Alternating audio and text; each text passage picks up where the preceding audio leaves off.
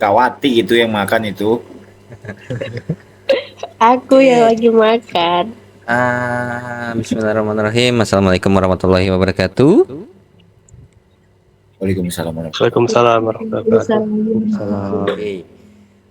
Sudah terlihat belum apa yang saya share? Sudah, Kak. Sudah. Oke. Jadi kalau di modul pertama ini gitu ya, ini tuh kayak cerita dulu ya, mungkin kayak statistik apa gitu ya, statistika itu apa gitu ya. Kadang kita sama kayak kalau apa sih namanya, kalau di fisika gitu ya, kalau di fisika itu ada yang namanya berat sama massa gitu ya. Nah, kalau di kehidupan sehari-hari kita ngomong itu berat berapa kilogram gitu.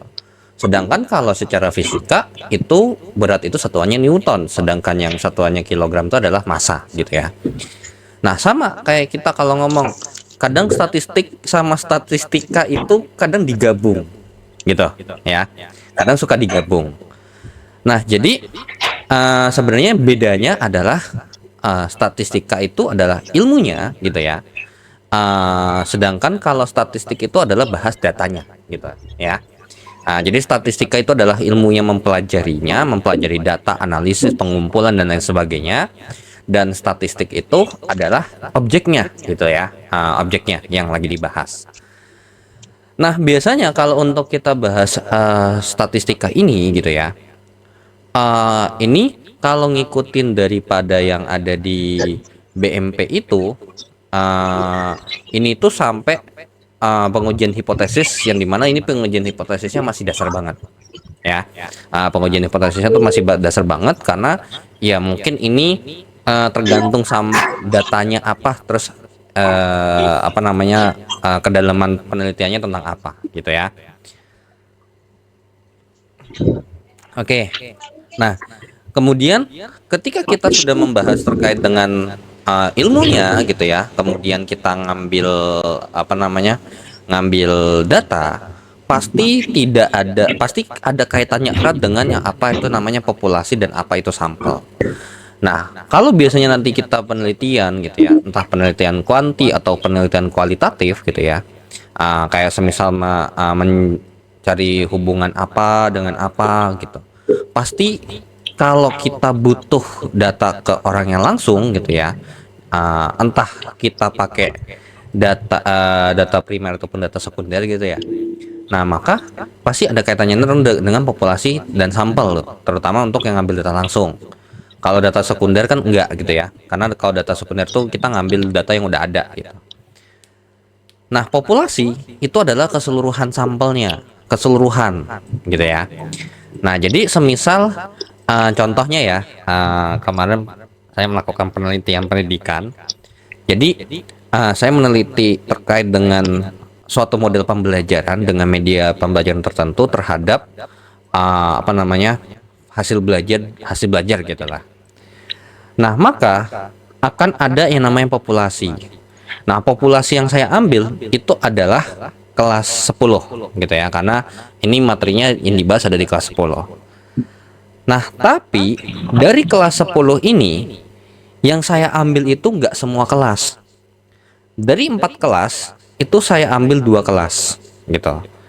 Nah, populasi itu adalah yang 4 kelas itu. Populasi anak kelas 10.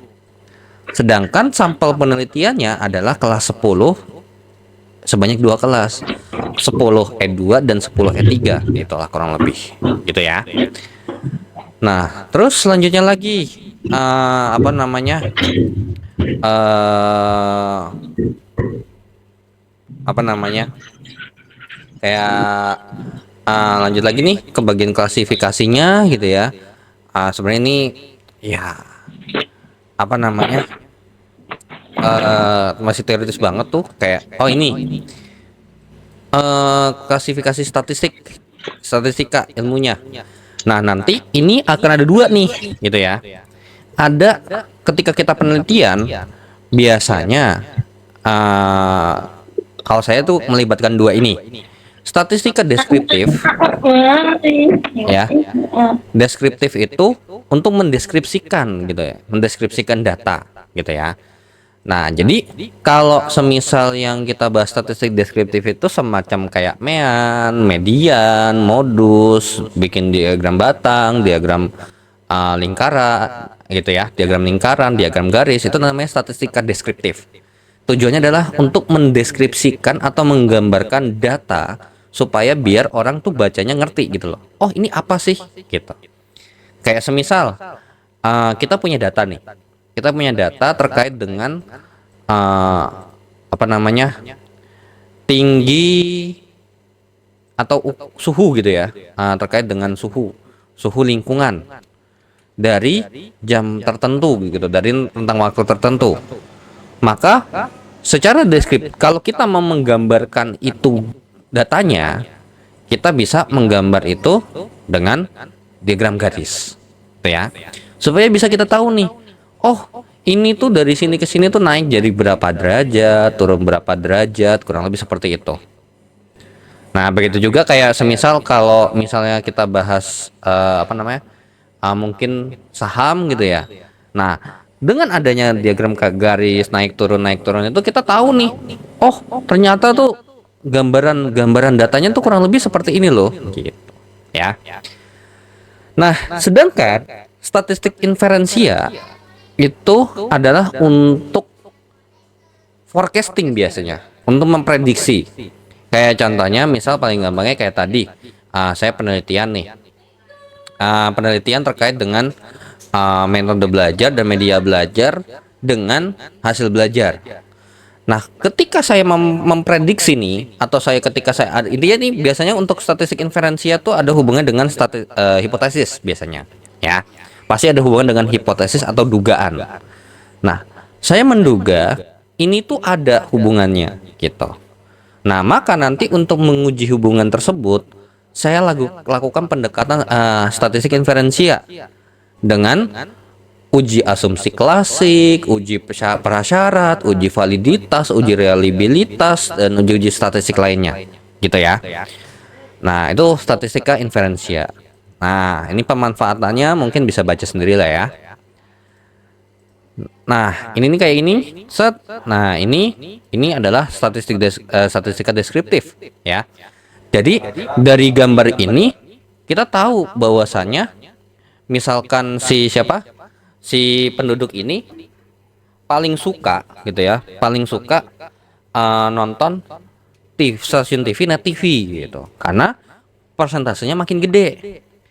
Nah, tapi kalau semisal data ini cuman kayak ditulis secara tabel, mungkin kalau tabel masih oke. Tapi kalau misalkan cuman mendeskripsikan atau oh ini kayak kita kasih data mentah deh tanpa diolah gitu ya, maka ya pasti orang ini apa sih gitu loh, ini data apa, nggak ngerti gitu loh, belum tentu ngerti gitu loh, kecuali kalau emang misalkan dia si pembaca ini pengen gitu ya, pengen ngotak-ngatik sendiri gitu loh dari data yang mentah gitu. Oke. Nah, nanti untuk ada penelitian kuanti itu biasanya untuk yang sebenarnya sih kuanti sama kuali ini pasti ada hubungan dengan angka, tapi biasanya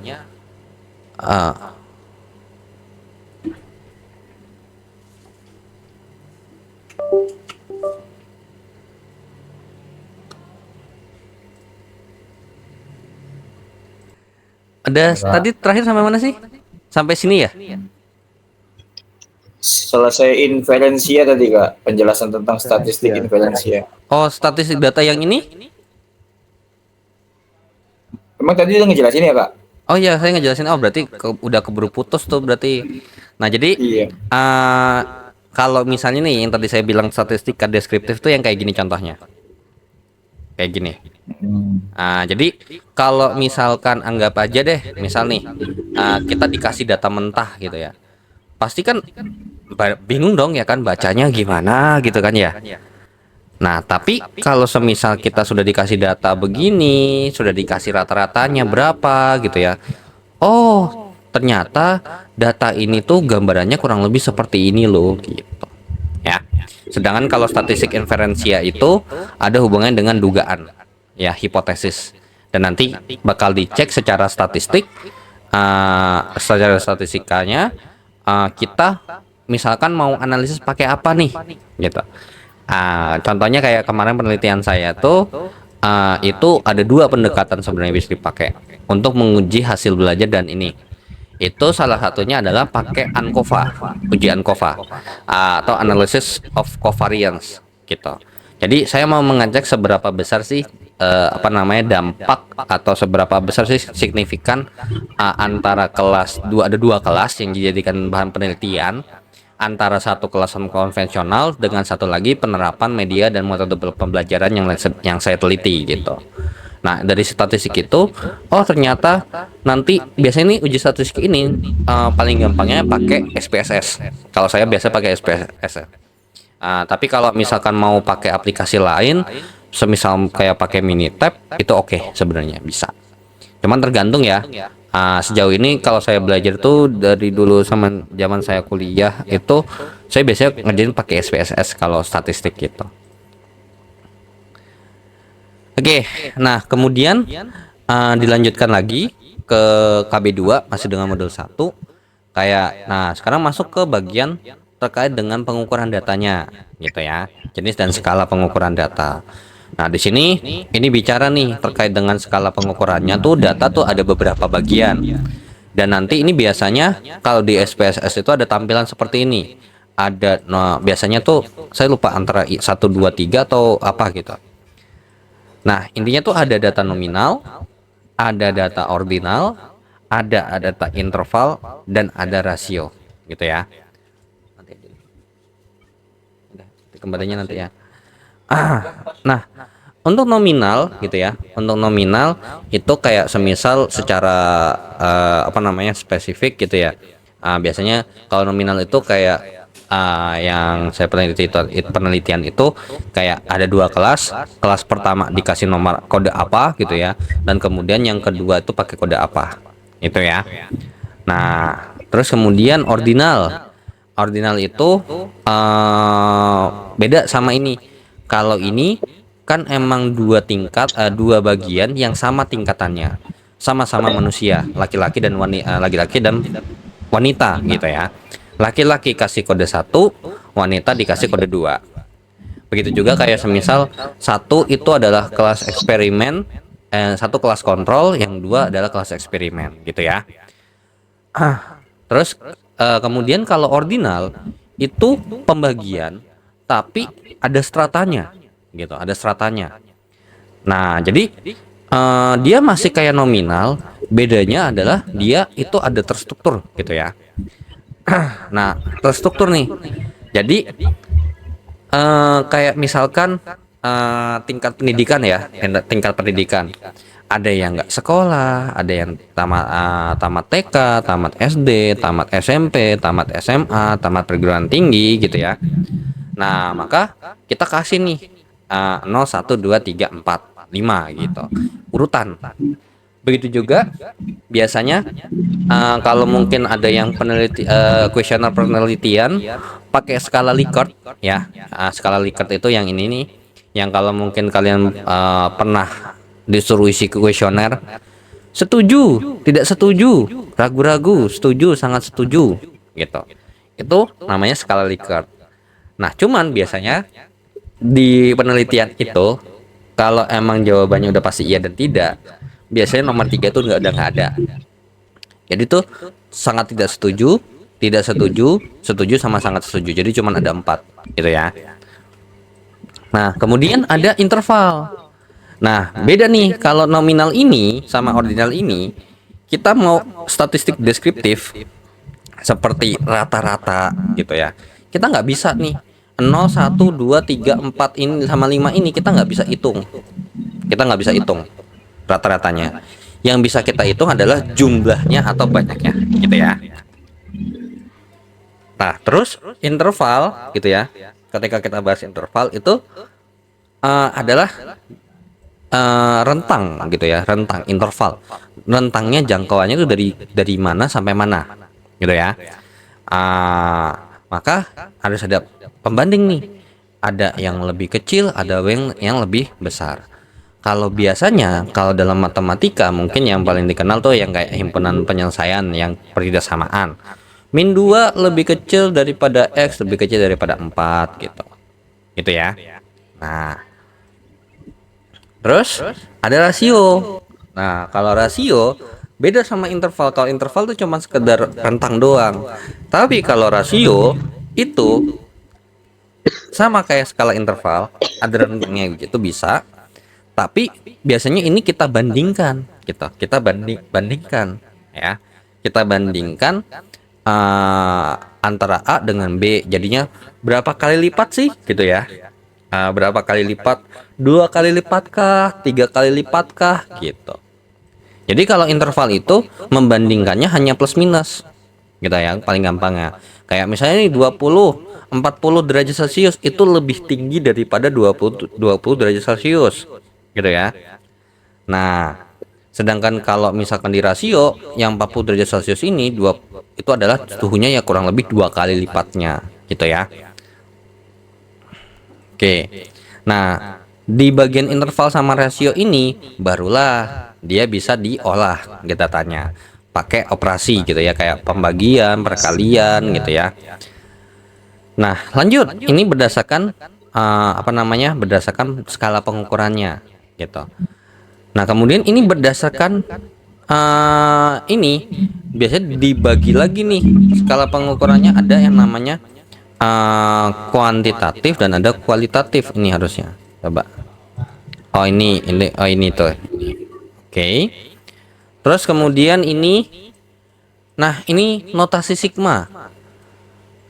Ini mungkin sebenarnya apa ya? Notasi sigma itu artinya menjumlahkan, menotalkan masing-masing masing-masing suku gitu.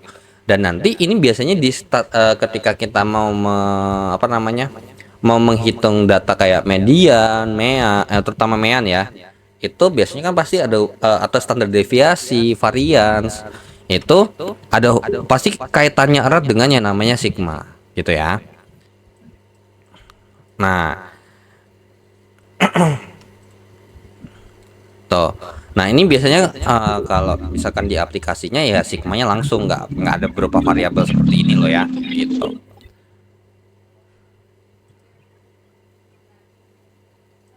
Nah, ini ini nih yang biasanya dipakai gitu ya, yang biasanya dipakai. Misalkan ini langsung aja ke penggunaan statistiknya, statistik atau statistikanya aja. Nah, di sini ternyata ada beberapa pasangan gitu ya. Ada 2 variabel gitu ya. Ada 2 variabel. Sepatu ukuran pria sama ukuran sepatu wanita gitu ya. Bukan sepatu ini ternyata. Ukuran lingkar pinggang ternyata. Nah, kalau misalkan ditanya sigma xi. Nah, jadi di sini tuh artinya menjumlahkan punya x gitu ya. Jadi ini kalau mungkin kita tulis aja kali ya.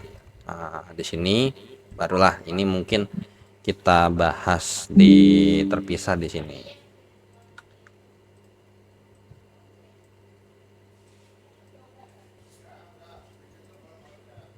Oke, wait, tar dulu. Kelihatan jelas nggak? Atau kalau kurang jelas saya zoom lagi. Segini coba. Lumayan jelas, Pak. Jelas kok, Pak. Oke. Nah, jadi semisal nih, kan di situ pertanyaan pertama ditanya sigma. Nah, gini nih. Ketika biasanya ini kadang kan suka kalau di statistik itu, atau biasanya paling gampangnya kalau ngitung rata-rata kan kadang suka ngitung total ya. Total. Nah, ini kalau ditotalin 32 atau mungkin pakai Excel aja kali ya. Biar saya ngotak-atiknya di Excel aja.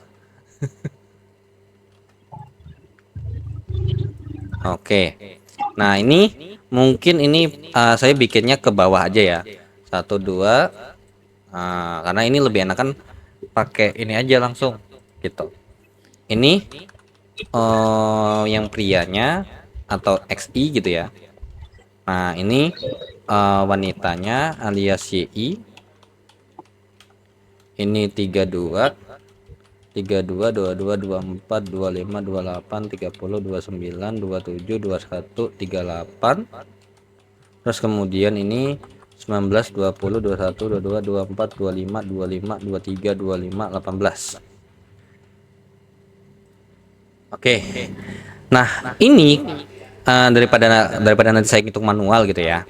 Nah, misalkan daripada saya hitung manual, daripada capek-capek kan. Sorry, lupa lagi. Nah, misalnya nih, saya mau menotalkan total. Kan biasanya pakai sum atau apapun itu gitu ya. Terus kemudian ini. Nah, ini daripada yang siapa? Yang ini adalah sigma xi gitu. Cuman biasanya penulisannya ini kekecilan nggak atau saya perlu gedein lagi gitu. Ini Kelihatan Kak. Cukup. Oke, saya plug. Oke. Nah, ini sigma x ini gitu ya. Kalau secara ininya. Nah,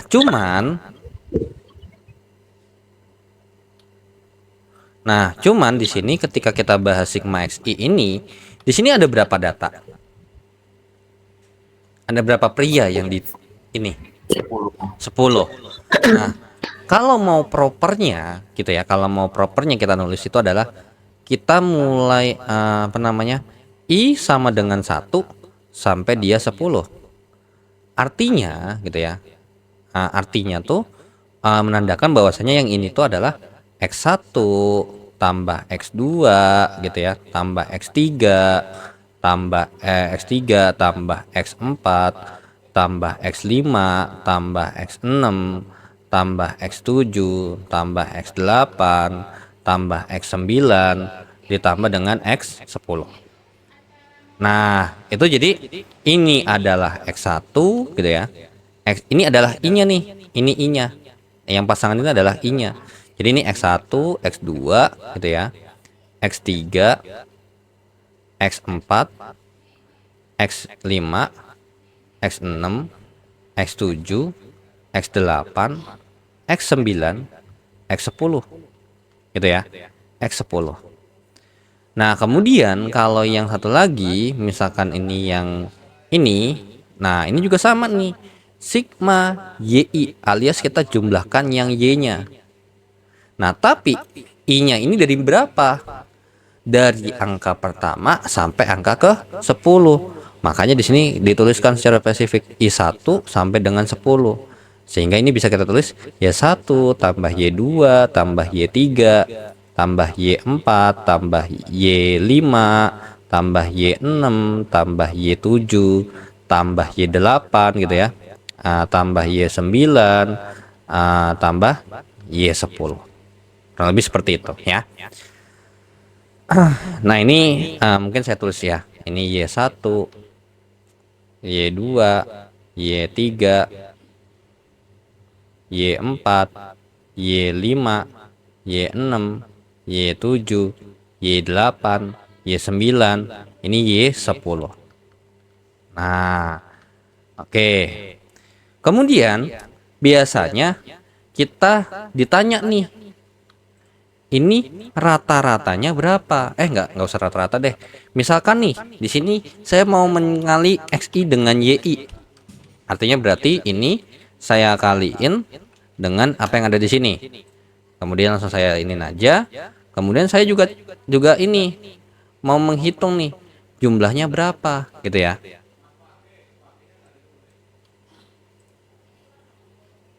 Oke, ini satu saya sum set.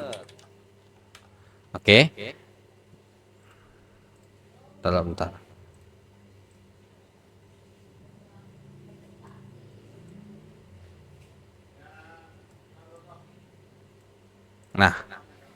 Oke. Kemudian kalau semisal buat yang ini yang angkanya 6079 gitu ya. Itu adalah sigma gitu ya. Sigma XI kali YI gitu ya. Sigma XI kali YI dimulai dari I sama dengan 1 sampai 10. Jadi di sini X1 kali Y1 tambah X2 kali Y2 gitu ya. Nah, tambah X2 kali Y2 tambah X3 kali Y3 sampai tambah seterusnya. Terus kemudian lanjut lagi gitu ya. X berapa? X langsung aja X9 kali X9 kali Y9 gitu ya. Tambah dengan X10 kali Y10. Nah, ini adalah X1 kali Y1, X2 kali Y2, bla bla bla bla bla. Ini X9 kali Y9, ini adalah X10 kali Y10 ya. X10 kali Y10. Gitu. Oke, coba saya cek dulu DMP-nya sampai minta apa. Oke, kadang ada yang minta rata-rata gitu ya, rata-ratanya. Nah, rata-ratanya berapa sih gitu ya? Ya ini tinggal gampang ya, tinggal ini dibagi sama rata-rata. Ini sama dengan ini bagi 10 atau mau pakai average boleh. Sama dengan ini bagi 10 juga boleh gitu ya kan. Nah, kemudian di sini ada diminta nih, ditanya gitu ya. Ditanya kira-kira apa namanya? Sigma I sama dengan 1 sampai 10 dari XI kurang X bar dikuadratkan. Ini artinya adalah X1 kurang X bar kemudian dikuadratin baru ditambah dengan X2 kurang X bar dikuadratin gitu ya. Nah, X bar dikuadratin tambah bla bla bla bla bla sampai X9 gitu ya kurang dengan X bar dikuadratin tambah dengan X10 kurang X bar dikuadratin.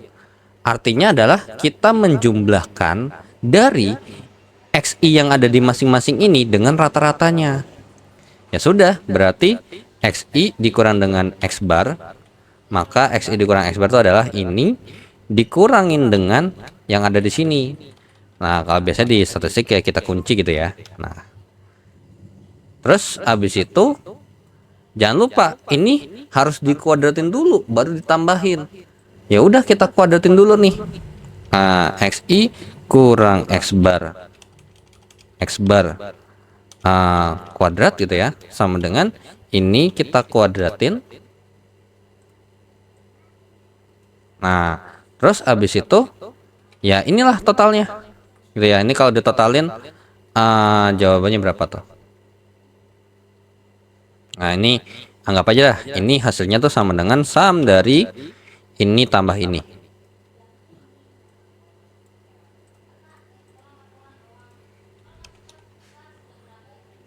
Dulu.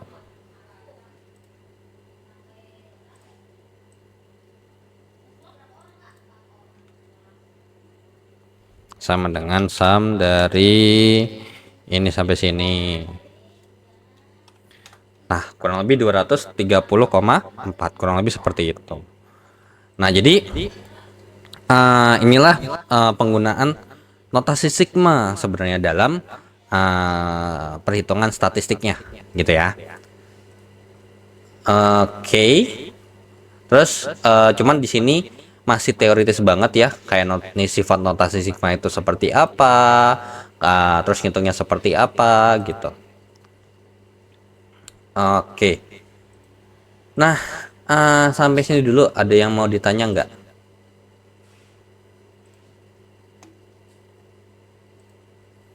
Sampai sini dulu ada yang mau ditanya? Masih aman kak? Aman? Gak ada. Ya. Aman. Oke. Ya ini masih Aman. teoritis banget sih soalnya. Oke, kemudian Ini kita lanjut lagi, saya balik lagi ke sini. Udah kelihatan belum apa yang saya share? Udah ya? Kelihatan nggak? Loh. Terus habis itu kita masuk modul kedua gitu ya. Nah, di modul kedua ini bahas statistika deskriptif, membahas deskripsi gitu ya.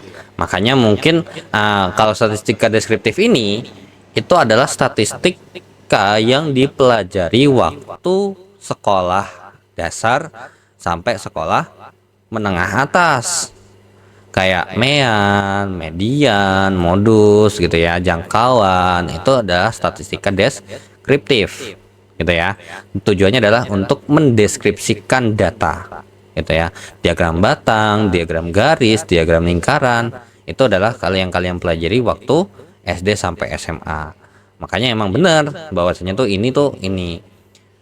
Nah, ini biasanya kalau untuk yang pertama nih penyajian data, kita nyajiin data dalam bentuk dalam bentuk tabel, yang dimana tabelnya adalah tabel frekuensi distribusi gitu ya, tabel distribusi yang punya frekuensi. Kayak semisal dari angka berapa sampai angka berapa tuh ada berapa orang sih. Nah, kurang lebih seperti itu. Nah, kalau buat bikin itu tuh bisa kita rubah gitu ya. Kita rubah punya data, kemudian kita punya data, dari data itu kita rubah jadi tabel distribusi frekuensi gitu ya. Nah, ini kalau ini masih yang polos ya, masih yang gampang ya. Maksudnya cuman kayak tinggal kelompokin aja. Nah, sedangkan kalau misalnya kita mau ada rentangnya, ada intervalnya, maka di sini ada yang pertama, ada jumlah kelas gitu ya kan. Namanya K, itu habis itu ditentukan nih dengan rumus 1 tambah 3,3 log N. N-nya itu adalah jumlah sampelnya ada berapa banyak. Kemudian lebar kelas atau interval kelas atau panjang kelas gitu ya. Itu pakai range dibagi sama jumlah kelasnya. Range itu adalah jarak nilai terbesar dikurangi dengan nilai terkecil ya, jangkauan gitu. Kemudian barulah kita bikin batas bawahnya sama batas atasnya. Nah, jadi ini kurang lebih seperti ini ya. Nah, di sini ketika kita nentuin jumlah kelas, ini tergantung nih ya aturan daripada si yang mengajarkan gitu ya. Karena kalau dulu saya sering baca teks buku, kadang ada dua pendekatan. Ada yang pakai pendekatan dibulatkan ke atas dan ada yang dibulatkan ke bawah gitu ya. Nah, terus habis itu kurang lebih seperti ini dan nanti jadinya seperti ini.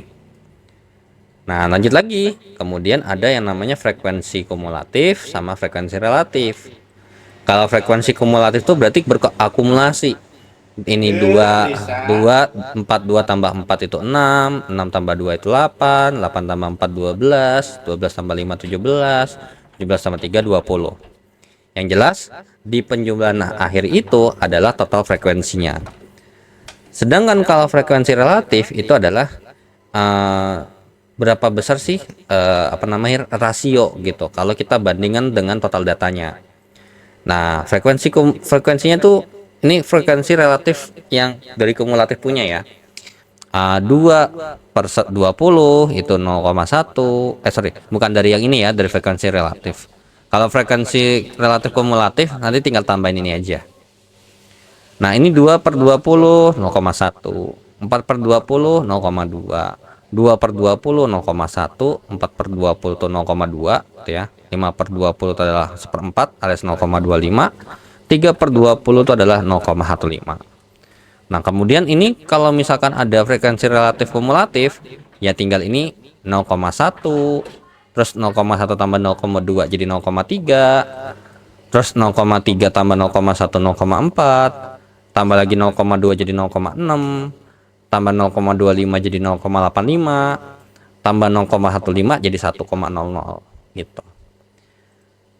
Nah, kemudian ada diagram batang lah gitu ya, kurang lebih seperti ini. Nah, ini kalau misalnya biasanya bikin pakai Excel. Nah, ini histogram gitu ya.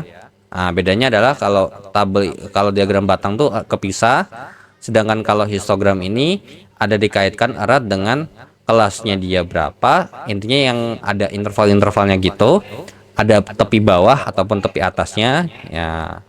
Nah, biasanya ini biasanya selain pakai ini biasanya pakai Excel.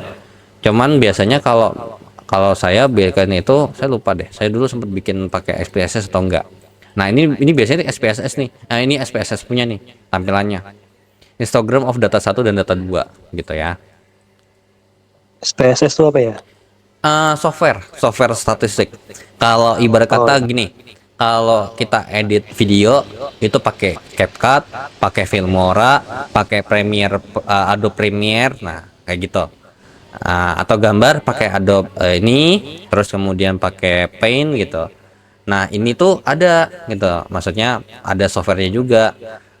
Ada yang namanya bisa pakai SPSS, bisa pakai Minitab gitu ya. Itu adalah aplikasi yang biasa dipakai di statistik. Kalau dulu saya kuliah belajarnya pakai itu.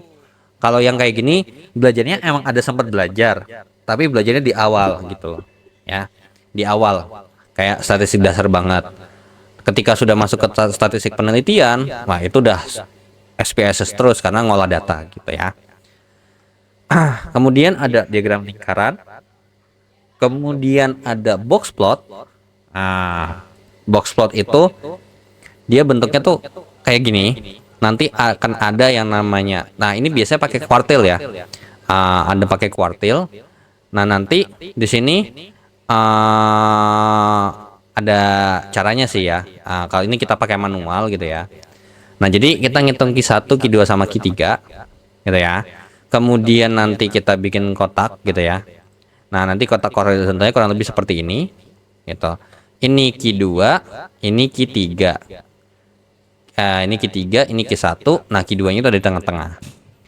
Nah, kemudian akan ada yang namanya interkuartil, jangkauan antar kuartil gitu ya. Ini versi bahasa Inggrisnya ya. IQR adalah Q3 kurang Q1, jangkauan antar kuartil Q3 kurang Q1. Nah, kemudian di sini kita biasanya mau cari ini adalah upper bound. Kalau saya bilangnya upper bound sama lower bound. Jadi itu ada batas atasnya, ada batas bawahnya. Nah, batas atas sama batas bawah ini itu biasanya pakai dianya, kalau bawah pakai Q1, kalau atas pakai Q3, terus kalau atas berarti tambah 1,5 kali IQR. Terus kalau misalnya Q1 itu adalah dikurang 1,5 kali IQR. Nah, tujuannya buat ini tuh apa gitu. Jadi ketika kita ngambil data terutama gitu ya, terutama data yang emang kayak kuesioner segala macam, itu yang emang mungkin tidak kita bisa kontrol. Kadang tuh ada yang namanya datanya tuh jauh banget nyimpangnya. Outlier gitu namanya. Nah, outlier itu adalah ketika si data ini berada di luar batasan. Kayak gini nih, contohnya ini outlier. Terus kalau misalkan nyimpangnya jauh banget, itu berarti extreme outlier, gitu ya. Oke. Nah, nanti ini biasanya kalau misalkan kita punya gambar gitu ya, misalkan kita punya gambar ini, nanti kita tahu nih, oh ada outlier. Nah, nanti dari situlah kita ambil keputusan apakah nanti ini datanya kita pakai diganti, maksudnya nanti data ini nanti kita putuskan bisa dipakai enggak. Kalau nggak bisa dipakai, nanti apakah harus ngambil ulang datanya atau hapus data tersebut dan lain sebagainya gitu ya. Cuma saya lupa kalau boxplot tuh. Nah, ini kalau ini gambar boxplot. Nah, ini tuh adalah upper boundnya atau alias batas atasnya, ini batas bawah, ini Q1, ini Q2, ini Q3 gitu ya. Oke. Nah, terus ukuran pemusatan ya, ini waktu pas SD harusnya saya tuh nggak tahu ya masih ada apa enggak. Ini tuh ada rata-rata ya, ada rata-rata biasa, ada rata-rata berbobot. Jadi kayak semisal berbobot itu antara bobotnya si berupa frekuensi atau bobotnya berupa apa namanya, kayak kita punya prioritas nih gitu ya. Nah, itu bisa dijadikan bobot, data berbobot gitu ya. Nah, terus ini nentuin, ini berupa data berkelompok. Nah, kalau data berkelompok itu kita harus bikin dulu nilai tengahnya. Nah, nilai tengah itu adalah batas atas sama batas bawahnya bagi 2. Nah, jadinya kurang lebih seperti ini titik tengah. Dan biasanya kalau dulu belajar itu biasanya pakai XI namanya. XI data buat titik tengahnya gitu. Terus habis itu tinggal kalikan titik tengahnya dengan frekuensinya, kemudian nanti ditotalkan, terus dibagi dengan total frekuensinya, kurang lebih seperti ini. Nah, terus median. Nah, kalau median ini saya nggak biasa nggak pakai ini. Kalau median tuh atau kuartil itu saya bagi 2 sendiri. Kayak semisal ada 20 data, maka kalau saya bagi 2 tuh berarti 10 data di kiri, 10 data di kanan. Lalu berarti pertengahannya ada di data ke-10 dan data ke-11. Maka nanti untuk mediannya berarti X10 tambah X11 bagi 2 gitu ya. Terus habis itu data berkelompok ini adalah I di sini ini batas bawah. Nah, ini balik lagi nih. Seingat saya tuh pas semester kemarin atau di mana gitu. Ini tuh nggak tahu entah pakai tepi bawah atau batas bawah gitu loh. Harusnya sih pakai tepi bawah ya gitu. Tapi Kak, Kenapa? kemarin tuh saya juga ngomongin itu tuh, masalah tepi bawah sama batas bawah. Namun dari tutornya tuh bilangnya pakai batas bawah, Kak. Oh, Kalau ya tepi udah. bawah tuh biasanya dikurang 0,5 gitu kan? Iya betul, tepi bawah biasanya pakai 0 plus minus. Intinya tepi atas tepi Plus bawah itu minus adalah plus minus setengah kali skala terkecil gitu. Iya. Nah, tapi Betul. ya itu kalau emang misalkan anggap aja mungkin panduannya pakai dari BMP ini, ya udah ini pakai batas bawah, ngikutin aja gitu. Tapi Gitu. tapi sebenarnya memang seperti itu atau memang yang benar itu yang pakai tepi atas bawah? Nah, ini tuh udah sempet ngecek belum pembahasan transformatif saya? Kayak seingat saya tuh kemarin pas saya ngerjain bikin pembahasan yang model yang ini, itu pas di model kedua yang KB2 ini, ketika saya pakai batas bawah, jawabannya nggak ada semua. Gak bisa, iya nggak ada jawabannya. Tapi kalau pakai tepi bawah, jawabannya ada. Ada. Iya. Ya itu lucunya tuh. Gimana tuh, Kak? Nah, makanya saya juga rada bingung ya. Di sini dia bilang pakai tepi bawah, pakai batas bawah. Batas bawah. Tapi ketika pas ngerjain pas pakai batas bawah nggak ada semua. Giliran pakai tepi bawah yang pakai biasa kita pakai di waktu pas SMP sampai SMA, SMA terutama itu normal jawabannya ada. Makanya saya nggak bisa jawab pasti karena saya nggak ada mata kuliah ini gitu ya. Jadi saya nggak bisa jawab secara pasti mau pakai yang mana gitu. Nanti pas ujian pakai yang mana tuh saya nggak tahu. Nanti tinggal dicek aja kan tahu ini ya. Cuma bedanya tipis doang nih. Yang satu pakai batas bawah, yang satu pakai tepi bawah. Nah, nanti coba dicek dah dua-duanya. Pakai tepi bawah sama batas bawah gimana? Kalau emang yang di tepi bawah ada, batas bawah nggak ada, ya udah jawab yang ada aja. Ya, saya juga aneh. Waktu pas Cara ngerjain Kenapa? kerjaan UAS besok mungkin juga gitu ya caranya ya. Kenapa Cek loh? pakai 2 cara. Oh, saya nggak tahu. Misal UAS pun mungkin cara gitu. Iya, kalau saya sih ya, kalau saya semisal dikasih soal kayak gini, terus kan karena di soalnya pakainya tepi bawah, tapi ketika di materinya pakai batas bawah. Nah, maka karena ada dua istilahnya, intinya ada dua pendekatan yang ini mau pakai yang mana sih yang benar gitu kan ya. Nah, maka nanti pas saya ujian ya saya mau karena nggak mau repot, nggak mau terlalu pusing, pakai yang mana. Ya udah, saya cek dua-duanya aja. Kalau dari saya ya, itu udah paling ibarat kata nggak mau repot lagi lah gitu. Udah barbar aja semuanya pakai gitu. Kalau biasanya pasti salah satu ada, nggak mungkin dua-duanya ada. antara salah satu ya. Iya, tapi kalau emang dua-duanya ada, ya sudah. Tinggal mau enak mau milih yang mana, mau pakai yang batas bawah apa tepi bawah dah gitu. Harusnya kalau UAS biasanya ngikut sama soal di tes formatif sih. Ya, nggak tahu, kadang soal UAS itu nggak menjam di tes formatif itu kadang malah Betul. sejauh saya UAS ya. Tes formatif sama tuh quiz tuton itu kayak nggak ada gunanya. Karena udah ngalor ngidul soal saya. Tapi bukan pilihan ganda kan ya, yang UASnya itu. Oh, Soalnya kemarin saya kalkulus juga mirip-mirip sih sama di mode. iya pas lagi. Kalau lagi kagak, ya udah hapus gitu aja. Oke, kemudian ini modus ya. Nah, kalau modus gampang ya, tinggal cari data paling banyak kalau data tunggal. Kalau data berkelompok ya sama kayak tadi. Ini sebenarnya rumusnya tuh sama kayak yang versi ini, cuma bedanya ini pakai batas bawah gitu ya. Nah, kuartil juga sama. Kalau kuartil saya biasanya saya bagi dua dulu. Jadi kalau saya ngerjain kuartil itu kalau data tunggal pasti langsung saya cari sekaligus cari median sebenarnya biasanya. Jadi saya misalkan ada 10 data, saya bagi dua, berarti 5 data di kiri, 5 data di kanan kan gitu ya.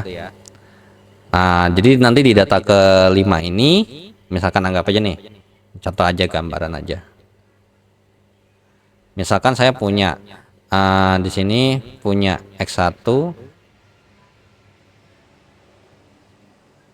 punya X1, punya X2 sampai X10.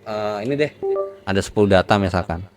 X1, X2, X3, X4, X5, X6, X7, X8, X9, X10. Biasanya kalau saya ngerjain median kuartil gitu, saya nggak pakai rumus itu saya buang.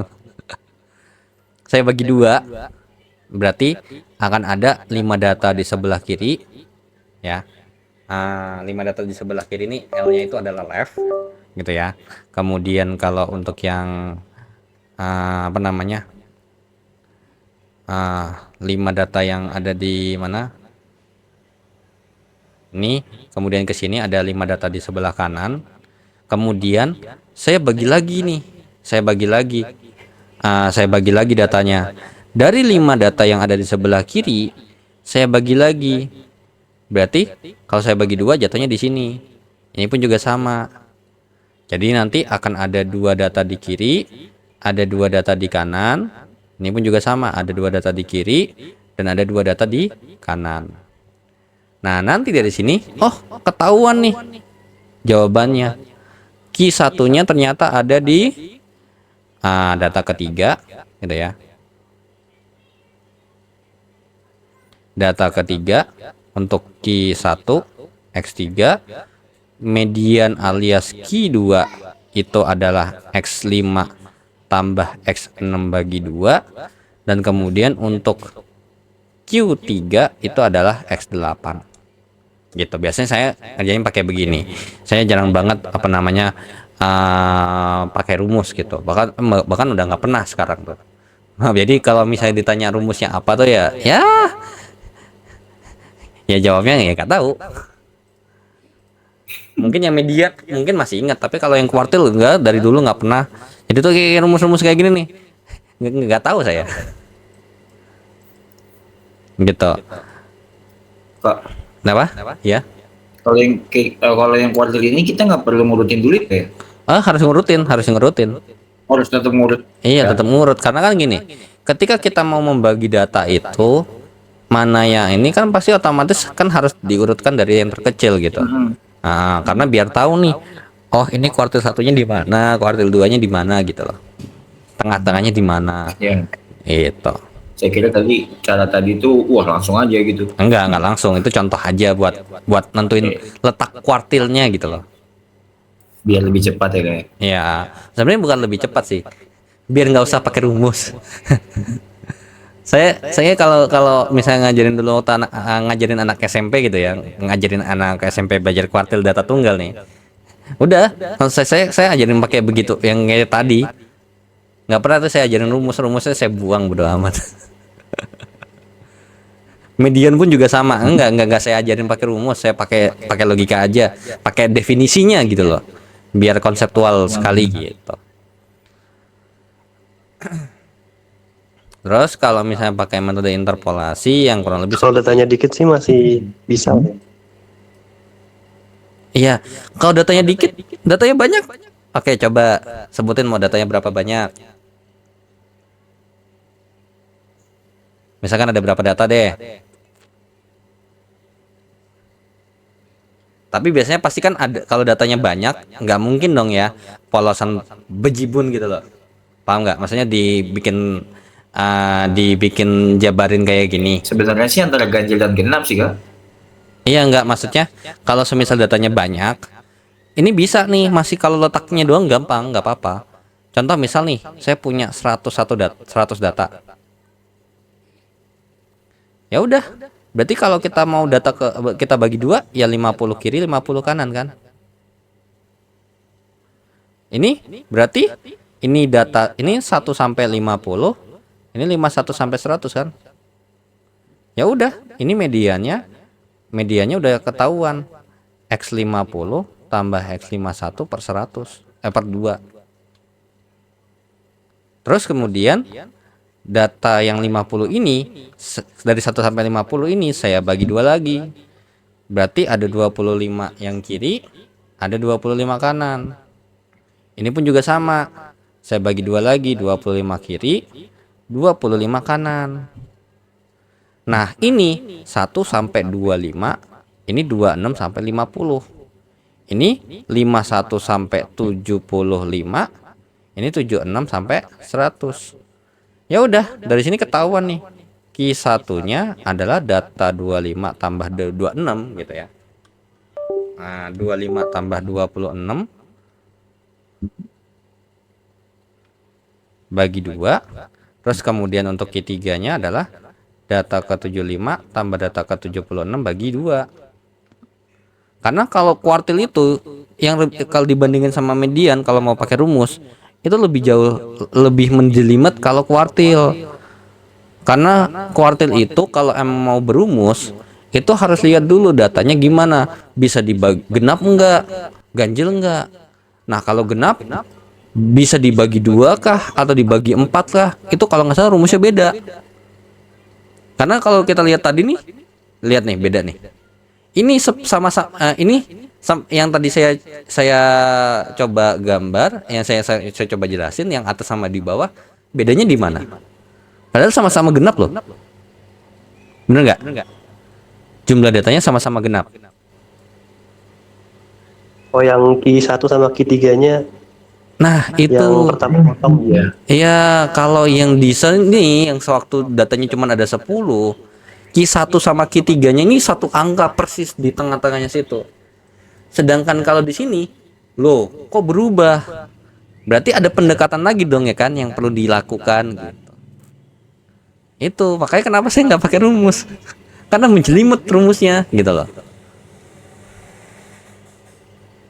Gitu. Pasti di tengah ini set, oh ternyata di sini satu angka. Lah padahal sama-sama genap. Masa Q1 sama Q3-nya ada 2 versi sih?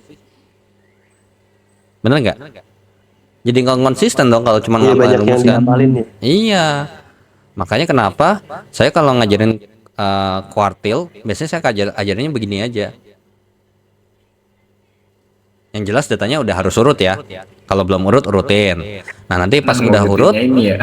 nah, cuman kalau biasanya kalau panjang, kalau banyak, biasanya datanya tuh dibikin dalam bentuk tabel frekuensi gitu loh. Gak mungkin dijabarin satu. Oh, pening. Jadi kayak misalnya datanya tuh udah ubah kayak gini loh modelnya. Udah ada data frekuensinya gitu, ada tabelnya. Kalau kagak mah coba aja tuh, misalkan anggap aja ini ada angkanya gitu ya. Set. Kemudian ada 23 angka. Ya kali aja gitu kan. Liatin 1 2 3 4 5. Wah, waduh puyeng ya. Gitu. Nah, ini juga sama ya dengan data berkelompok. Ini nih sebenarnya ini rumusnya sama kayak median gitu ya. Jadi tuh bedanya tuh adalah kalau biasanya kalau saya bikin rumus yang ini di luar saya bahas tepi bawah sama tepi atasnya ya. Biasanya kalau untuk kuartil itu saya bikinnya rumusnya adalah QI sama dengan mungkin nih saya ikutinnya pakai entah apa gitu ya. TB QI atau IQI gitu ya kalau ngikutin di bukunya, ditambah sama I per 4N dikurang dengan sigma frekuensi kumulatif sebelum kelas QI per frekuensi QI-nya itu sendiri dikalikan dengan C panjang interval kelas atau I di situ biasanya pakai gitu. Jadi kalau misalkan di sini 2, di sini 1, 1, 1, 1, 1, di sini Q1, Q1. 2 TBQ2 atau IQ2 2/4N kurang FQ2 per FQ2 gitu.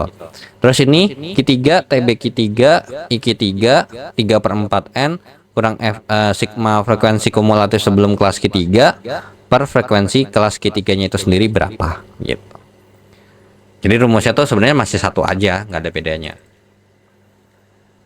Nah, persentil juga sama. Kalau persentil dia per 100 gitu. Jadi kalau persentil itu dia sama kayak ini. Jadi tuh desil, kuartil, persentil tuh rumusnya mirip kayak ini. Bedanya adalah kalau di kuartil ininya tuh per 4, kalau desil itu per 10, kalau persentil itu per 100. Gitu ya.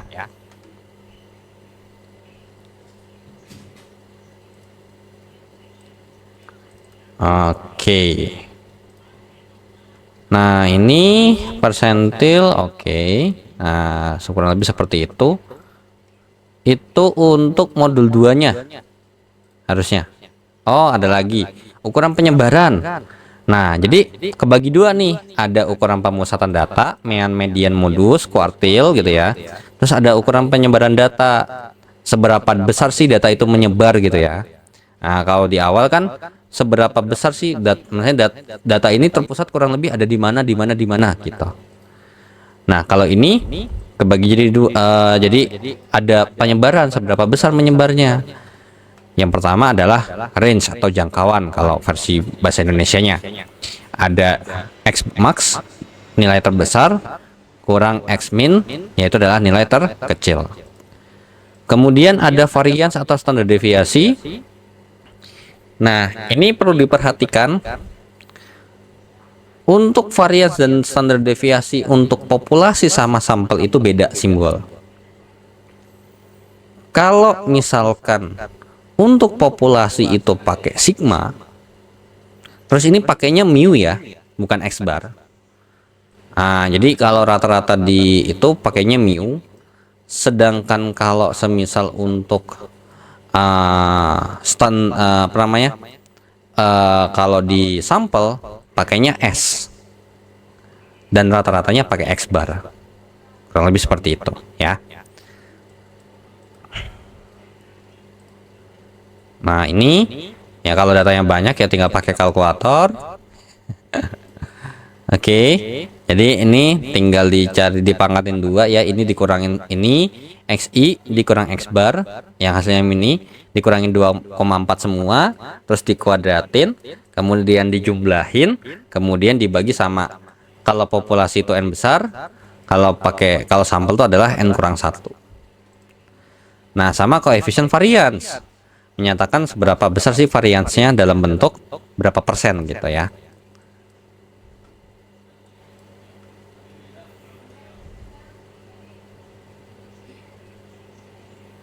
Jadi dia ini kalau nggak salah rumusnya adalah standar deviasinya dia per rata-ratanya dia kali 100% gitu.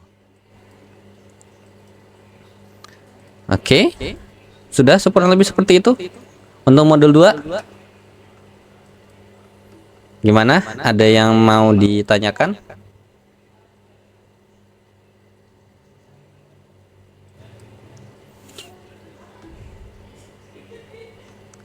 Halo, halo. Ada yang ingin ditanyakan atau Dua ini atau mau langsung enggak aman ya? Aman Kak. Nah, ini tuh juga peluang. Nah, kalau peluang ini mungkin kasarnya adalah seberapa banyak dia seberapa banyak dia terjadi per total banyak kejadian. Nah, nanti kejadiannya itu bisa kejadian tunggal sederhana atau kejadian majemuk gitu ya. Nah, jadi kalau kejadian majemuk itu yang kejadiannya ada 2 atau lebih. Kayak misalnya nih, kita ngelempar dadu. Berapa peluang munculnya angka dadu 2 atau angka 4 pada pelemparan satu dadu dan dilempar sebanyak 1 kali gitu.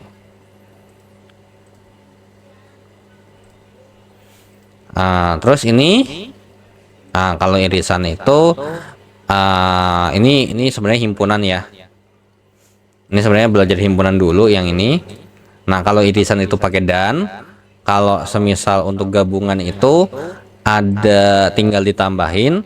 Kalau saling lepas, kalau tidak saling lepas berarti akan ada pengurangan sama irisannya gitu. Terus kalau kejadian saling bebas itu yang dan, itu tinggal dikali. Nah, kemudian untuk mencari berapa banyak gitu ya, berapa banyaknya itu bisa pakai permutasi dan ada kombinasi. Nah, permutasi sama kombinasi itu bedanya adalah yang satu melihat urutan si permutasi, sedangkan kombinasi ini tidak melihat urutan. Nah, jadi kurang lebih seperti ini. Misalkan ada ABC, kemudian kita mau susun nih 3 huruf ini. Bisa jadi ABC, BAC, CBA, CAB, ACB, BCA. Nah, kalau kata permutasi ini ada 6. Tapi kalau kata kombinasi ini cuma ada 1. Gitu ya. Nah, rumusnya kurang lebih seperti ini. Untuk permutasi dan kombinasi itu nanti ada kurang lebih seperti ini yang di sini. Nah, kalau selain permutasi yang tadi biasa, ada juga permutasi siklis yang n-1 faktorial. Yang ini sebenarnya mau pakai kaidah pencacahan yang kotak-kotak juga bisa. Terus ini dari n sejenis, kayak semisal ada berapa bola, kemudian ada berapa merah, berapa kuning, berapa biru. Ditanya berapa banyak susunannya kalau misalkan susunan bolanya. Ya udah, total bolanya per bola masing-masingnya berapa. Gitu. Nah, ini kombinasi. Kemudian ya ini. Tuh. Nah, untuk peluang ada yang mau ditanya dulu nggak? Untuk peluang dasarnya dulu, dasar peluang. Enggak, Kak. Nggak ada. Nah, Aman. oke. Nah, yang ini peluang bersyarat. Ini kalau baca ininya ribet sih ya. Kalau mau ngelihat ininya. Cuman seingat saya tuh kalau misalkan untuk peluang bersyarat itu sebenarnya tuh kayak ya intinya tuh dia ketika kita mau bahas suatu kejadian itu ada kejadian pendahulunya gitu. Ya. Jadi harus berurutan. Misalkan B dulu baru A, ya A itu akan terjadi kalau ada B. Kalau nggak ada B, dia nggak bakal ada A. Seperti itu. Nah, ini biasanya kalau saya pakai buat ngebahas peluang bersyarat ini, itu biasanya pakai penjabaran kayak diagram pohon. Ya, pakai diagram pohon. Nanti untuk ininya tinggal dikali aja, gitu. Jadi kayak misalkan kita dimulai ada kemungkinan menang dan kemungkinan kalah gitu ya. Joko menang nih, Joko menang peluangnya berapa, Joko kalah peluangnya berapa. Nah, kalau Joko menang nanti kalau udah kejadian Joko gantian yang saya nih, saya menang atau saya kalah gitu kan. Nah, ternyata saya kalah, saya menang itu peluangnya berapa persen nih kalau si Joko menang. Ya udah, nanti tinggal pakai kejadian menjemuk sebenarnya. Kejadian menjemuk dan kemudian tinggal pakai diagram pohonnya gitu. Nah, kalau teorema Bayes itu, aduh saya lupa lagi.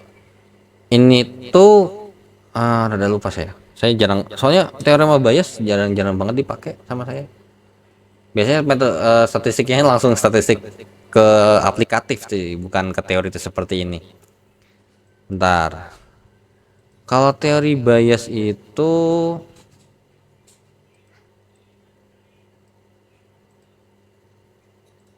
Bentar, kok saya lupa ya. Intinya ini kalau misalnya ngeliatin daripada ini tuh sebenarnya ini menjelimet ya. Cuman intinya tuh apa namanya? Dia sama kayak peluang bersyarat ya. Nanti coba saya iniin lagi deh. Coba saya cek ulang.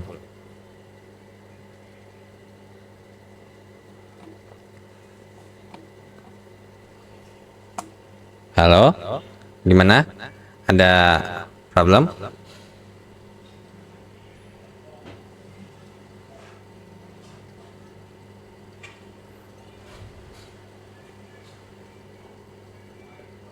Nggak ada kak, untuk peluang mah masih aman.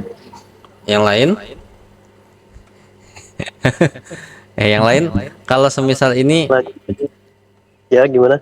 ya, kalau yang lain kalau misalkan emang ini modul 3-nya atau modul berapanya mau dibahas lebih dalam, ngomong aja. Nanti biar saya sama Mbak Wati buat agendain lagi. Karena ini sebenarnya kalau untuk utamanya udah nih bab 1 sampai bab 2, modul 1 sampai modul 2. Aman Pak, aman. Nah, modul ketiga ini ya kayak ngitung peluang biasa. Nah, nanti untuk yang teorema Bayes ini saya rada lupa karena emang saya jarang pakai. Dan nanti itu jadinya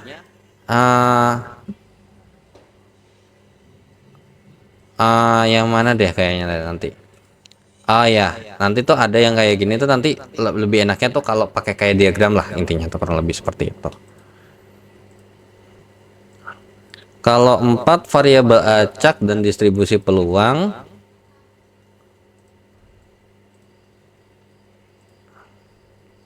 nah variabel acak diskrit sama kontinu. Kalau acak itu bilangan bulat, kalau kontinu itu bisa desimal gitu ya, intinya paling gampang gitu. Nah, biasanya kalau misalkan untuk variabelnya yang diskrit gitu ya, kalau yang diskrit itu ya sebenarnya ini tinggal kita hitung. Ini seingat saya ini 30 ini kayak 3 kombinasi 0 seingat saya gitu ya. 3 kombinasi 0 kali 5 kombinasi 2 per 8 kombinasi 2. Itu juga ini. Nah, jadi tuh apa namanya di sini dari 8 komputer PC 3 cacat. Nah, kemudian pengen beli 2 komputer nih. Kira-kira distribusi peluang banyaknya komputer yang cacat. Nah, maka ada 3 kemungkinan. Antara kagak cacat, ketika dia ambil 2 komputer ini nggak cacat sama sekali. Atau yang kedua adalah 1 cacat, 1 normal. Kemudian yang satu lagi adalah 2 cacat, 0 normal. Makanya di sini 3 kombinasi 0, atau sebenarnya ini sama kayak kalau bahas dalam suatu kotak terdapat 6 bola gitu ya. Ada 4 bola warna merah, ada 1 bola warna ini gitu ya. Misalkan ada 8 deh. Nah, ada 8 bola, ada 5 bola warna merah, 3 bola warna putih. Kemudian saya ambil 2 bola. Berapa peluang terambilnya paling banyak 2 yang cacat gitu, atau kira-kira setidaknya ada yang cacat deh gitu. Maka ada beberapa kemungkinan, dan itu ngitungnya pakai kombinasi gitu ya. Karena ketika kita milih komputer ini, dia mau cacat atau enggak, selama dia cacat ya udah gitu, terhitung sama gitu loh. Cacat normal cacat ya itu terhitung 1 ya. Makanya di sini karena tidak melihat aturan, maka di sini perhitungannya adalah pakai kombinasi.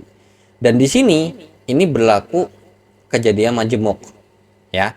Yang di atas ini adalah kejadian banyak cara menyusun 3 yang cacat keambil 1. Terus kemudian 5 normal keambil 1. Kalau yang 2 cacat, berarti dari 3 cacat diambil 2 yang cacat, berarti dari 5 yang normal nggak diambil sama sekali, nggak keambil.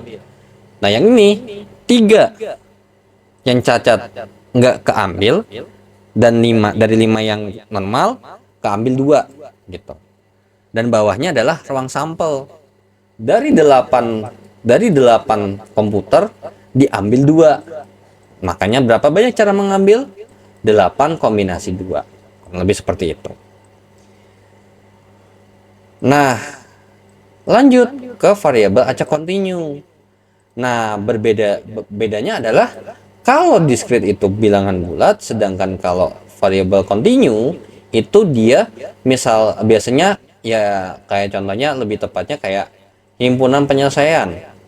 Kalau discrete itu sama dengan angka bulat, dan kalau kontinu itu lebih besar daripada 2. Bisa 2,1, bisa 2,11, bisa 2,12 sampai dan seterusnya. Dan biasanya itu kalau misalnya kita mau cari berapa banyak ininya, biasanya pakai pendekatan integral gitu ya. Nah, kurang lebih seperti ini. Nah, nanti integralnya kalau biasanya kalau pakai integral itu dikasih tahu nih fungsinya apa gitu ya. Karena tidak akan mungkin ya kalau semisal ternyata kita nggak dikasih tahu fungsi kontinunya apa gitu ya, fungsi peluangnya. Kurang lebih seperti itu. Oke, kurang lebih seperti ini. Apa nih? Oh, ini itu ekspektasi sama varians distribusi peluang. Ya ini sebenarnya ya tinggal kalau ikutin teoremanya sih nggak susah ya. Ikutin teoremanya aja, tinggal baca kalimat yang baik-baik.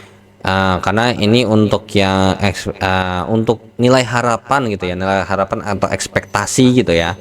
Maka bisa kita tulis seperti ini, ya.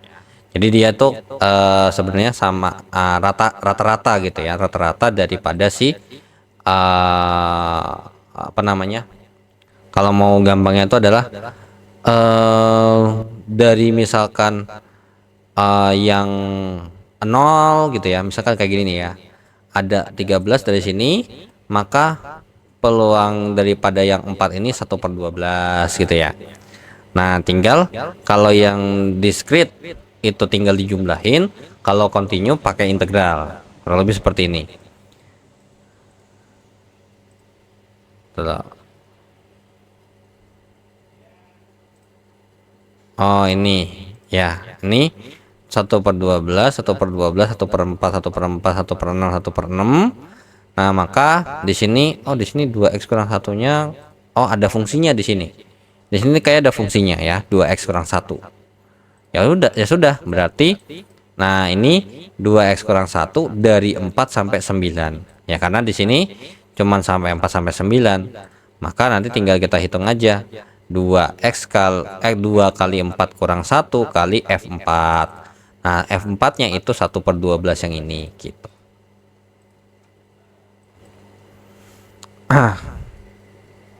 Gitu. Jadi kalau misalkan yang pakai ini yang continue, dia biasanya berupa fungsi, dan maka itu apa namanya, kita bisa pakai integral ya, integral daripada fungsi harapan yang ini dikalikan dengan si fungsi daripada peluangnya atau densitas peluangnya.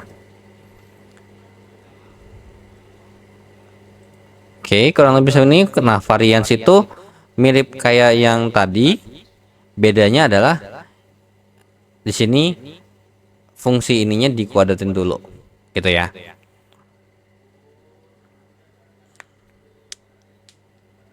Jadi x kurang mu dikuadratkan dikalikan dengan fx, jadinya x kurang 2 dikuadratin. Nah, kalau discrete itu tinggal ditambahin, kalau continue pakai integral.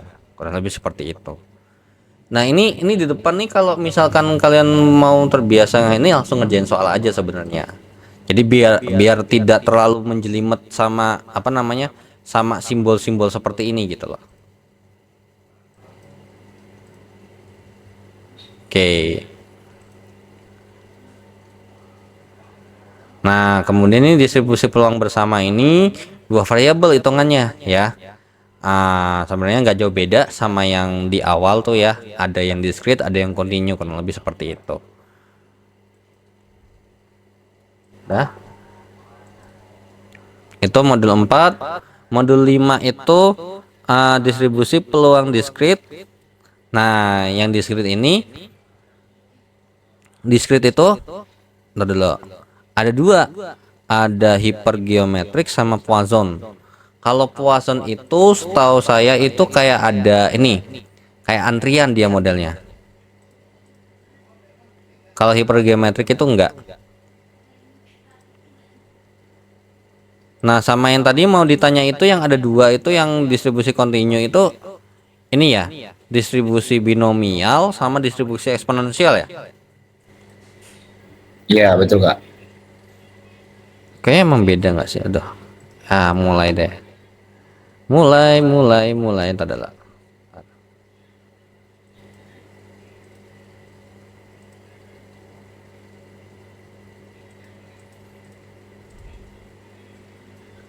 Soalnya kita udah terlalu, kalau misalnya ini kalau mau tuh harusnya dari waktu pas kapan tuh gitu kan ya. Jadi biar materi per materi itu kekejar.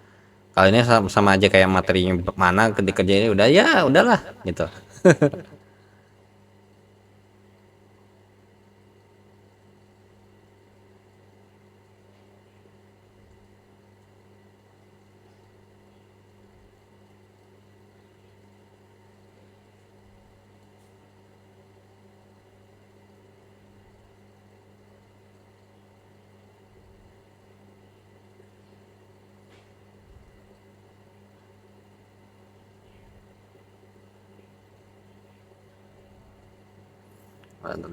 Coba. Gagal dong ya kan? Bener nggak? Dari nomor 3 ini kan dari 3 lampu warna merah, 5 lampu warna putih. Terus kita mau coba sebanyak 4 kali. Dan kemudian dari 4 kali ini kita berharap 2 kalinya itu warna merah. Gitu kan ya? Jadi berarti 4 kali ini ada 2 yang sukses dan 2 yang gagal, bener nggak? 2 gagal ya. Berarti ini sudah memenuhi syaratnya Bernoulli dong, kan gitu ya? Ada, karena kalau semisal kita nyala dari 8 lampu ini, kalau semisal saya nyalain lampu warna merah berarti dia sukses. Kalau nyalanya lampu warna putih berarti dia gagal. Betul kan? Nah, makanya kenapa ini saya pakai Bernoulli. Jadi dari 4 kali coba, 2 kali berharap sukses, gitu ya. 2 kali berharap sukses, gitu ya. 2 kali berharap sukses. Kemudian ini peluang dia suksesnya itu ada 2 kali, dengan yang sukses itu 3/8, sedangkan yang gagal itu 5/8. Jadi tinggal 4 kombinasi 2 kali 3/8 pangkat 2 kali 5/8 pangkat 2. Nah, ini 4 kombinasi 2 itu 4 faktorial per 4 kurang 2 faktorial kali 2 faktorial. 12 bagi 2, 6 ya. Jawabannya 6. Kayak gitu. Saya masih di office sih, belum pulang. Nanti kalau udah pulang nih saya Iya, coba deh. ini jawaban kemarin. Kita diskusi di grup aja. Nah, itu Soalnya ya gitu. Saya juga karena cara ngajar dosnya juga saya pusing ya. Yang ngajar nanti dia ngamuk. tuh. Jadi pakai itu ya Bu. Saya bilang gitu. Oke, saya coba hitung deh. Soalnya nggak tahu ya teman-teman yang lain tuh kayak pasif, nggak tahu bot atau. Nah, terus kalau yang ya udah lah, saya coba aja sendiri deh. Iya. Kita sambil ngegas ngerjainnya. Ibu-ibu ini udah kesel. Soalnya yang saya tangkap tuh semua itu pakai rumus kontribusi apa sih yang C itu? Kombinasi. Allahu Akbar, yaitu yang faktorial itu kan Kak? Iya, betul. Iya, masih pakai kombinasi, betul. Ya udah, saya coba hitung-hitungnya masih bisa nangkap dikit dah. Ini juga suaranya putus-putus, kenapa ya? Nah, terus abis itu ini ada distribusi Nah ini saya hipergeometrik. nyerah banget ini, saya pusing banget. Nah, ini tuh seingat saya ya, coba ya saya coba cek dulu. Di modul 5 KB2 ya. Coba saya cek dulu. Ditambah dosennya juga nggak bisa ngoperasiin itu lagi, kayak kalau kayak jadi kan enak ya, bisa gambar, ngasih Nggak penjelasan. bisa coret-coret. Jadi kalau jelasin aja. Dianya nggak coret-coret di layar. Jadinya kan Dia kita nggak tahu ngitung ini kemana, ngitung gitu kemana. udah nyoret, ternyata katanya, oh ternyata belum saya tampilin ya, aduh capek banget. Terus sinyal ibunya hilang muncul.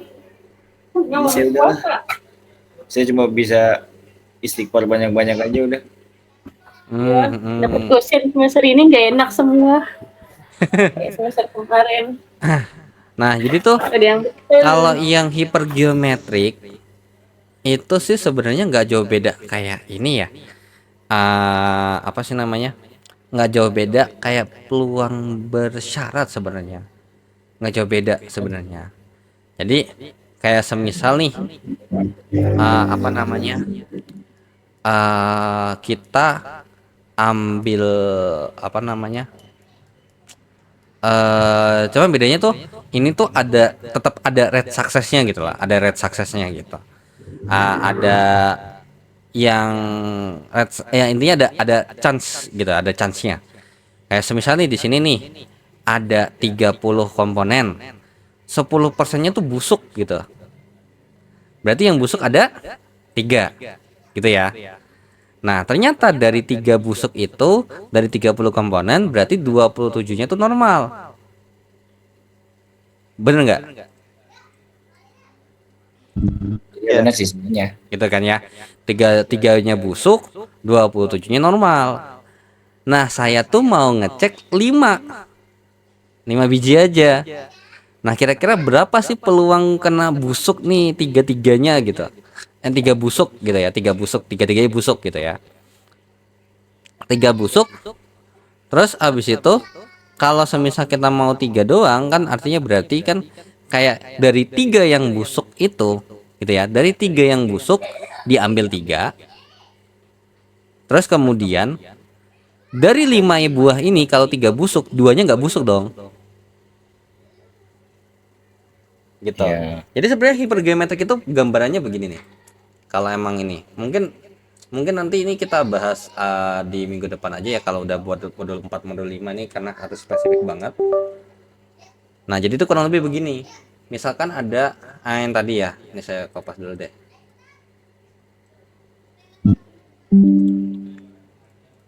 Putus-putus bang. Bentar. Nah, kurang lebih seperti ini ya. Nah, jadi tuh ini kan ada 30 komponen. Ada 30 komponen. 30 barang. Nah, ternyata cacatnya 10%. Berarti ada 3 barang cacat di sini. Berarti yang bagus berapa? 27. 27 barang. Nah, lalu nih ketika misal ini mau diambil dari 27 barang dan 3 barang ini, 27 barang bagus dan 3 barang cacat ini, ternyata mau diambil 5 buah. Gitu, mau diambil 5 buah. Gitu ya. Dan 5 buah mau diambil. Nah, kira-kira misalkan di sini, nah jika ditemukan cacat lebih daripada 2, sampelnya ditolak. Kalau selain itu diterima. Nah, ditanya sebenarnya ini kan kayak cuman judgement-nya doang kan, dan itu nggak ada hubungan sama pertanyaan sebenarnya. Oh, ini yang nomor 2 nih baru nih ya. Nah, yang nomor 1 ditanya berapa peluang sampel yang jelek ini, sampel yang jelek ini 3.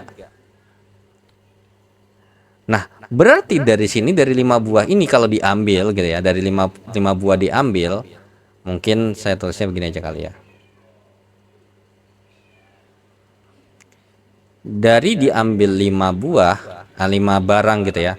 5 barang, saya maunya itu 3 yang bagus, duanya berarti sorry, cacatnya 3, berarti 3 cacat. Terus kemudian duanya bagus dong, bener nggak? Iya benar. Ya. Nah ya udah, sebenarnya ini sama kayak kalau misalkan warna kelereng gitu loh, warna kelereng aja. Jadi semisal nih, berarti ini kan 2 majemuk ya. Kejadian majemuk, kejadian majemuk.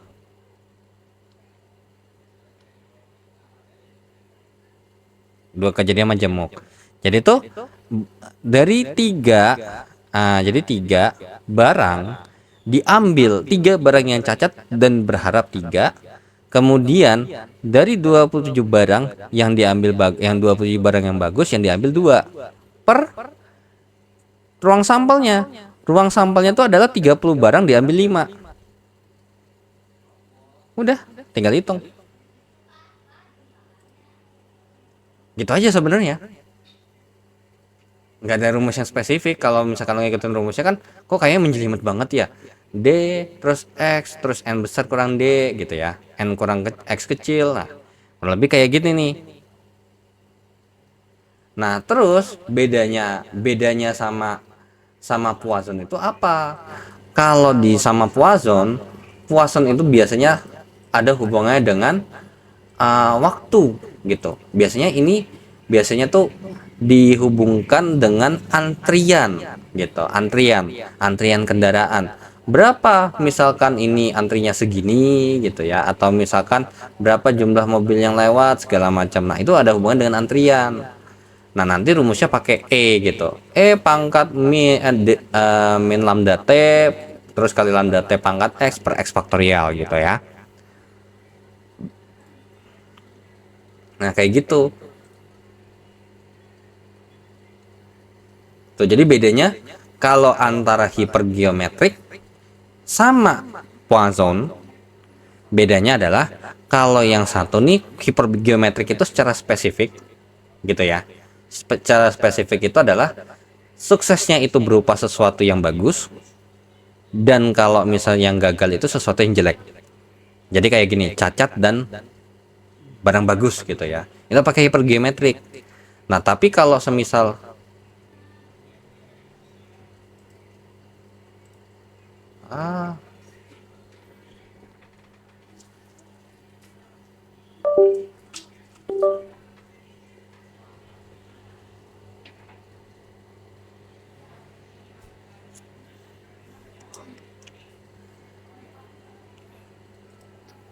halo, Ada. DC lagi.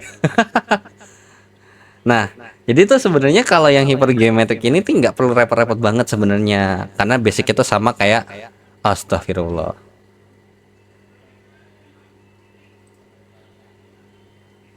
Oh, udah masuk lagi. Bisa-bisa tiba-tiba nggak jelas. Nah, jadi tuh ada bedanya tuh kalau misalkan kalau umum tuh kejadiannya ya kayak umum aja, berapa peluang terambilnya ini sama ini gitu. Tapi kalau yang hipergeometrik ini itu bedanya dengan yang si Poisson. Kalau si hipergeometrik ini itu secara spesifik bahas barang bagus dan barang cacat gitu. Jadi sesuatu yang jelek dan sesuatu yang bagus gitu. Jadi suksesnya itu bukan sukses yang kayak kita pengen biasa gitu, tapi suksesnya ini dalam mengambil barang yang bagus. Jadi sebenarnya ini kita bisa pakai kalau ditanya bisa pakai Poisson nggak? Ya mungkin terus ini 3 bisa sih ini kalau mau pakai Poisson. Harusnya ya. Poisson pakai binomial. Cuman ini lebih secara spesifik pakai hipergeometrik. Kalau Poisson itu yang buat apa namanya yang teori antrian. Jadi kayak apa sih namanya berapa lama waktunya gitu, kurang lebih seperti itu.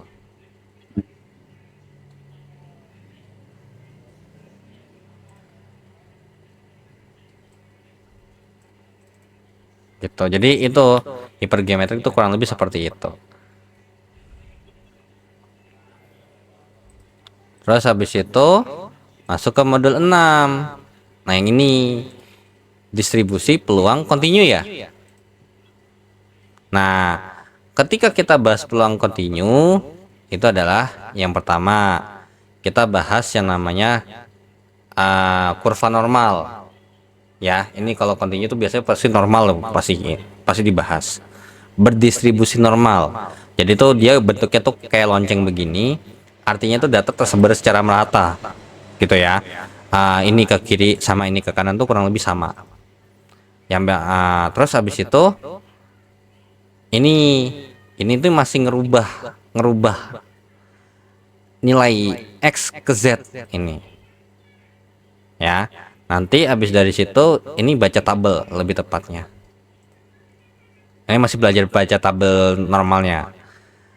Nah, kemudian barulah di modul kedua, di kegiatan belajar kedua, barulah ada kita ngerjain binomial tapi pakai distribusi normal gitu. Jadi kita menganggap bahwasanya tuh binomial ini kita convert gitu loh. Kita convert karena saking banyaknya misalkan. Maka kita bisa pakai pendekatan normal gitu. Ya. Kayak misalnya nih, kan 100 barang. Kalau 100 barang terus kemudian angkanya jelek, maksudnya udah angkanya banyak nih, misal 8 CD yang rusak, berarti 92 bagus, 8 jelek, kan gitu ya. Nah, maka kalau kita pakai binomial kan pasti capek tuh ya, pangkatnya banyak. Misal 8 per 10, misalkan bagus atau enggak, misalkan berarti kan setengah-setengah ya. Setengah pangkat 92 kali setengah pangkat 8. Waduh, nggak mungkin dong kita ngitung itu pakai manual kan. Nah, makanya ini pakai pendekatan normal. Nanti pakai tabel Z gitu ya. Nah, kemudian barulah di sini ada bedanya. Kalau tadi ini buat binomial gitu ya. Jadi tuh ibarat kata misalkan binomial tuh datanya gede banget. Dan nggak mungkin kita hitung manual, kita bisa pakai pendekatan si distribusi normal. Setidaknya lebih better, bisa dihitung gitu loh. Nah, kalau misalkan distribusi eksponensial, ini untuk Poisson gitu. Distribusi Poisson. Distribusi Poisson di sini karena kita tahu bahwasanya kan e pangkat min lambda t ini kan bentuknya adalah eksponen, fungsi eksponen. Makanya di sini pakainya adalah distribusi eksponensial. Kurang lebih seperti itu. Nah, jadi kapan pakai distribusi binomial dan dari ini? Ya ini gampangnya kalau distribusi eksponensial seperti ini, salah satunya adalah distribusi Poisson yang ada pangkatnya kayak gitu. Itu bahasanya berdasarkan kayak berapa sih periodenya, ada selang waktunya gitu. Tapi kalau ini kayak ngambil barang biasa, bedanya di situ. Jadi mesti di-compare sih soalnya. Oh, ini soal ini nih. Ini pasti pakai ini pakai binomial. Oh, ini pakai Poisson kayak gitu. Nah, jadi kalau di discrete itu pakai binomial sama pakai Poisson. Tapi kalau di continue si distribusi binomial ini berubah jadi distribusi, bisa kita pakai pendekatan distribusi normal. Dan kalau untuk yang untuk si Poisson itu kalau di distribusi di continue, kalau di discrete itu pakai Poisson, kalau di continue itu pakai distribusi eksponensial. Kayak gitu kurang lebihnya. Gitu. Jadi kurang lebih seperti itu sih. Nah, kalau hipotesis ini kerjanya sama nih, konsepnya sama. Jadi 789 ini kalau bisa dikerja atau bisa belajar langsung sekaligus sebenarnya. Konsep dasarnya sama mikirnya. Gitu. Jadi palingan mungkin minggu depan 4, 5, 6 gitu ya. Jadi 1 sama 3 ini ya kayak masih dasar banget lah gitu ya. Peluang, terus habis itu ukuran pemusatan, ukuran ini sama teoritis aja gitu ya. Oke, kalau gitu ada yang mau ditanya dulu nggak? Yang lain?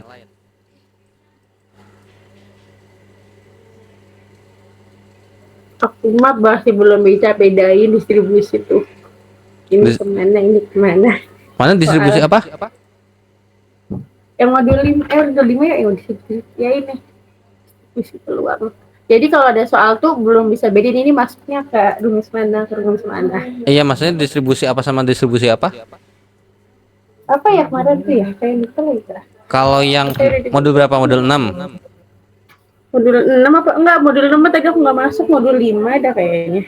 Modul 5 itu ada Poisson, Ada ada dua kan ya? hipergeometrik, ada binomial. Misalkan ada soal Mm-mm. masuknya kemana, terus pakai rumus yang apa tuh belum bisa bedain. Harus baca di situ dulu kan apa deskripsinya, perbedaannya. Kan Iya, kalau UAS nggak mungkin. iya gini loh. Kalau semisal untuk distribusi binomial, distribusi apa namanya, distribusi hipergeometrik sama Poisson, bedanya tuh adalah gini. Kalau distribusi si siapa? Binomial itu sebenarnya sama 11-12 kayak hipergeometrik gitu ya. Bedanya kalau binomial tuh umum gitu loh. Binomial tuh umum. Intinya tuh ada rate suksesnya, ada rate ininya gitu ya kan.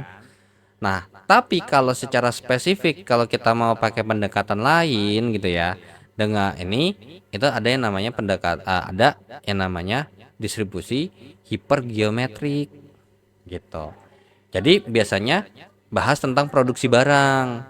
Nanti produksi barang ini diinspeksi, kemudian ada yang cacat atau tidak cacat gitu loh.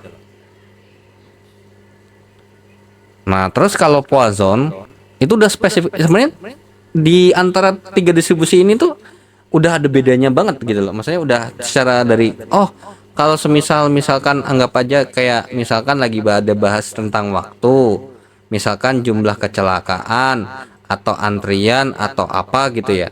Itu pasti distribusinya distribusi Poisson, nggak mungkin distribusi per geometrik atau distribusinya apa namanya? Distribusi binomial gitu. Nah, tapi kalau misalkan ini semisal nih, ini mau pakai buat apa namanya?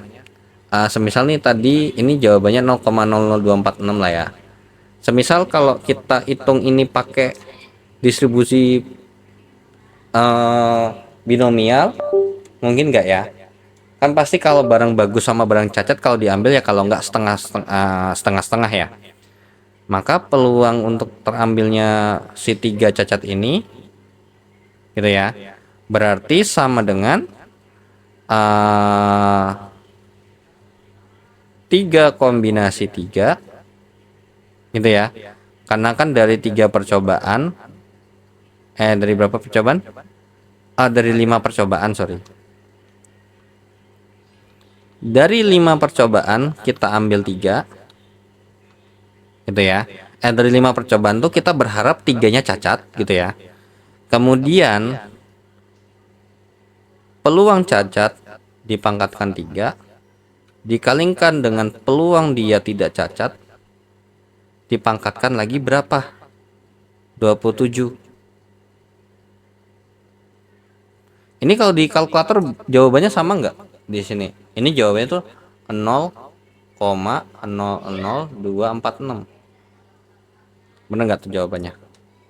Setengah pangkat 27, setengah pangkat ini. Jadi ini 5 kombinasi 3 itu adalah 5 faktorial per 2 faktorial kali 3 faktorial kali setengah pangkat 30.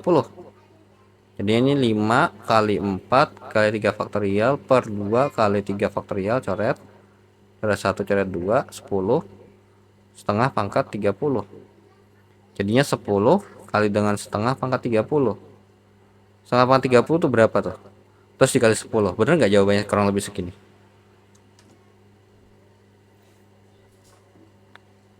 Coba di kalkulator dulu saja.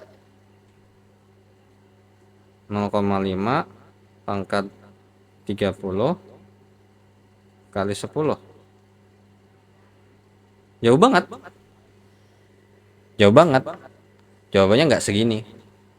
Karena di sini kalau kita bahas artinya kan berarti dari 5 diambil ini setengah dikalikan dengan berapa kali gagal dia ini.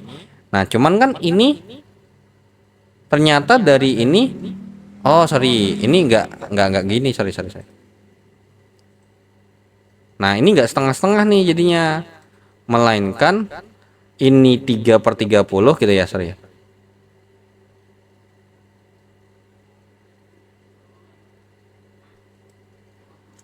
Ini tuh, ini jadinya 3/30 alias 1/10 alias 0,1. Ini adalah 0,9. Nah, ini 0,1 kali pangkat 3 kali 0,9 pangkat 27. Nah, ini jadinya tadi 10 kali 0,1 pangkat 3 kali 0,1 pangkat 3 kali 0,9 pangkat 27. Nah, jawabannya sama nggak? Harusnya nggak sama. Harusnya ini kecil banget. Gitu.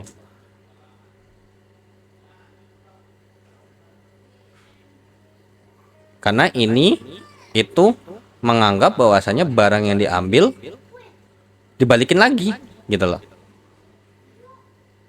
Dan masih terkait gitu. Jadi ini tuh yang atas sama yang bawah ini, yang di atas tuh ceritanya barangnya di ini terus kemudian diambil lagi. Ya ini nih tetap sama kayak tadi, ini barang udah diambil terus ditaruh lagi, barang ini gitu. Gitu. Jadi kurang lebih ya ini kalau dilogikakan berarti kayak ibarat kata kita ngambil ini set ada barang bagus, barang cacat. Jadi tuh yang ini nih, yang bawah ini bisa pakai diagram mana begini nih nanti. Terus cabang lagi. Terus ini cabang lagi. Kalau ini belum dimasuk akal untuk bisa dipakai begini, harusnya ini bisa dipakai. Cuman ya itu jawabannya nanti beda. Gitu, karena beda distribusi itu beda pendekatan.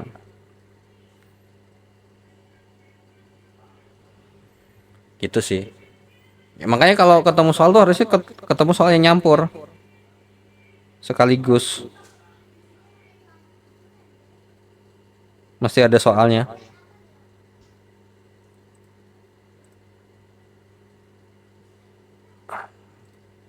Gimana?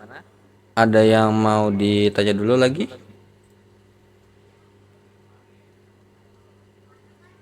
Kayaknya udahan dulu kali ya.